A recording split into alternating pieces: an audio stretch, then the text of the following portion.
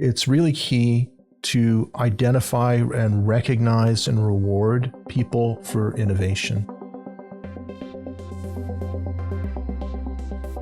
What's up, everybody? Welcome back to Awesoming's podcast, where we highlight people pursuing their definition of, you guessed it, awesome. So buckle up and get ready for some more success story adventures and failures from Kentucky's tech and entrepreneur community. Hey guys, welcome back to, this is part 1.5, I'd say. I don't know. We're talking about innovation. This is going to be a separate episode, but we're still with our friend Tom. Liz and I both had to bring out our handkerchiefs, chiefs, whatever it is, and dab the tears out of our eyes. It was very touching. I'm being a bit facetious, but it actually was. So Liz is going to drive the ship here. Take over the world, Liz. You do your thing. As Garrett said, we are back with Tom Stern. If you haven't listened to episode number 1, stop right now. Go back and listen to it. She's learning. Yeah, I love it. You need to know who Tom is and his background to fully, I think, appreciate some of these other questions we have for him. So I'm Liz. If you haven't listened to any of the episodes that I've been on, I represent our Venture Labs team, which is our corporate innovation team. And if you love me enough after this episode, you will want me in your inbox every 2 weeks. So you should sign up for our newsletter. Awesoming.org/Venture Labs. Our coworker Mike gives me chocolate every time I put in a plug for the newsletter. Seriously? That's a lie, but he should. And so Mike, when you're listening to this, keep note. So Tom, as I've told you, we do a lot. We have been working with startups for 11 years. And we, in the last about 2 years, have started working more with companies, much larger companies here in the area. And it's been really a gift for us to kind of get to know, kind of step into a much larger world of business. You have done both startups and the corporate world. You watched Cisco, it sounds like, go from a startup to a corporate company. What was the culture of innovation like at Cisco, and maybe whether specific to Cisco or just your experience, what was it like watching that change from this is a new idea, it's building, it's growing, to now we just have to figure out how to maintain something and keep it alive? Yeah, that's a really good question. I had a friend who said we innovated a lot early on in the company because the problems were simpler. It's like, well, this box won't communicate to that box. That's a problem. But it was a simple problem. But it was an unsolved problem at the time for that person. But it was a simple problem. And over time, what happens is as a company grows, the problems become sophisticated, and then they require more clever solutions. What were some of your takeaways let's focus on the good. What were some of the good things that you guys did maybe to try to keep some of that spirit of innovation as the company grew? We like focusing on best practices, not worst practices. Okay, so one of the things is not accepting the status quo. So we had, a solution. We had a workable plan, and one of those was we needed, for example, editors. So we were writing an API manual. So there's software coming out. People are going to be using that software. We're going to write an API manual, and there was an army of software engineers. So we needed a small army of editors to follow up and make sure that everything was standardized. And that ended up looking about like 500 people for this project. And they were going to be occupied full time. And then, that API guide, every quarter we would come out with another one. And so that was a tremendous expense of money and time and resources. And I said, why don't we just put a template in the code, have the engineer fill out the template. We can have somebody that is able to edit in the text in the code, go and do that. And then I'll write a program that will build the API from that. And so that turned into a patent, and it turned into a product that was used to generate documents. Now, the cost then went from 500 employees to probably about 2 that were doing the editing. And the work was distributed now, instead of it being these people that had to come in and write about something that they weren't quite clear on and had to educate themselves on. The people that were already experts were writing the API exactly as they intended their customers to use it. And so it streamlined everything, raised the quality, and lowered the cost. So the message there is don't fall asleep at the wheel. There's always the potential for innovation and to change the way we do things. So if you look at something, you think, you get the feeling like that's pretty good, that's okay, we got to do something about that one day. Then, imagine it doesn't exist for a moment and see if you can come up with a new solution, because it's where we feel most comfortable, like we know this is the way that it's done. That's the place where we're asleep at the wheel, and that's the place where we can innovate. We talk a lot about what the skill sets that are necessary to keep a company maintained are often the ones that cripple innovation, and you have to have both. You have to have the people that say, we're going to do it this way because it's been done that way, and the faithful, consistent ones. And I think we talk about oftentimes in the entrepreneur world, we love to hate on those people. But I think what I hear from you is saying they can come together. You can say, okay, this is the solution. Maybe that's a great plan B. We've got a way to solve it and we'll hire 500 people. So let's all take a deep breath and know that we can make that solution if needed. But then let's take a step back, bring in, some creative minds and say, but what if that wasn't the case at all? Right. To complete that cycle. And that is, what is it?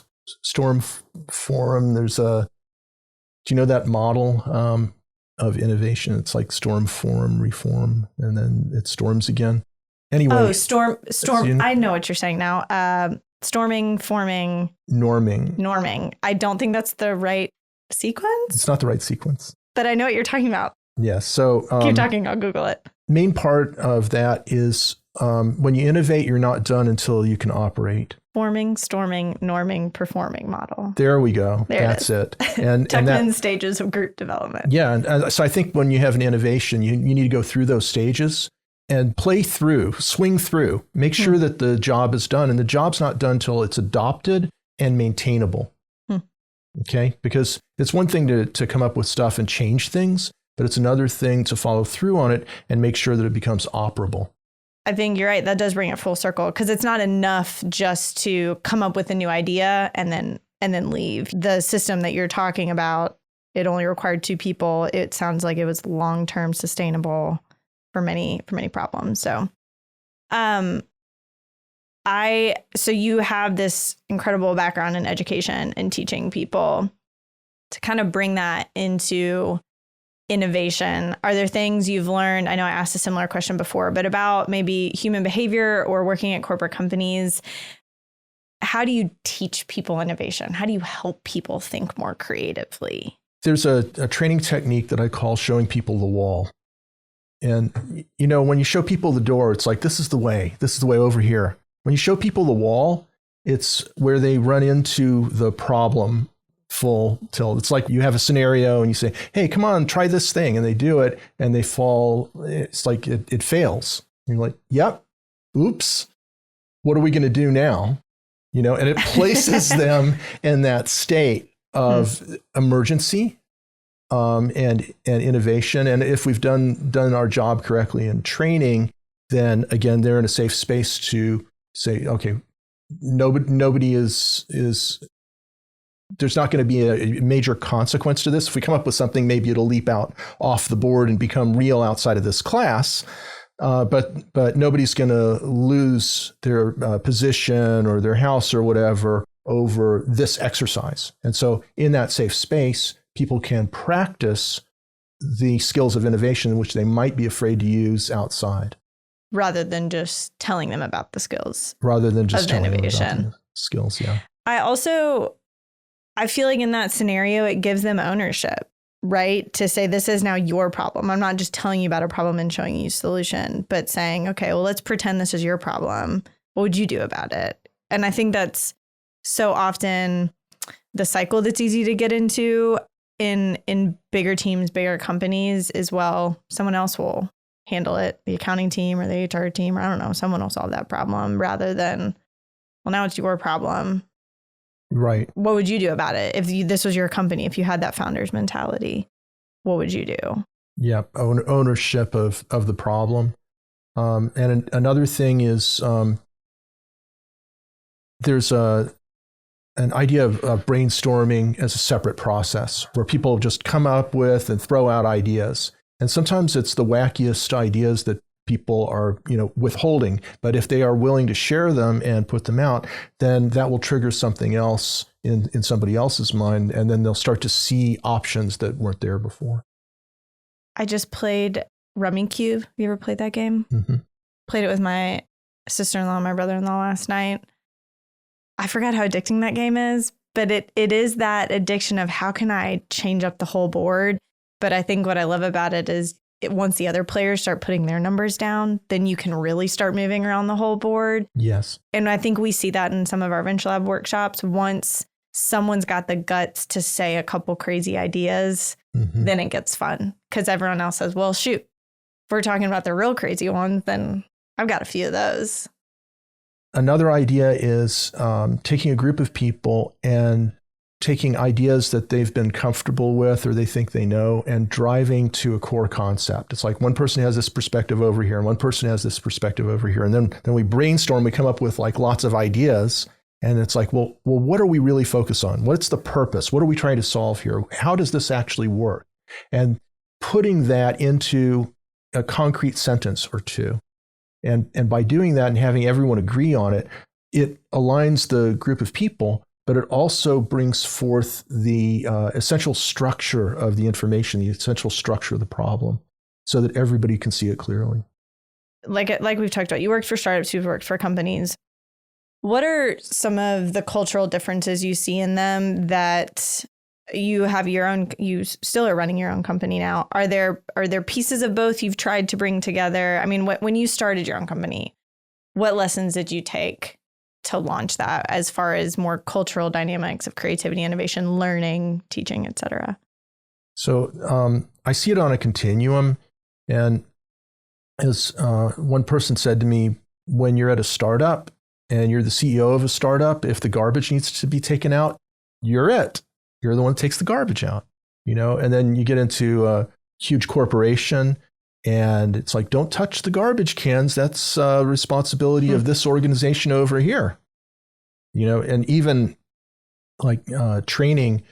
I've been on delivering training when like the lamp went out in a projector or something, failed in the room. And it's like, yeah, well, the solution is right here. Like, pick this thing up, but, we're not permitted to pick it up.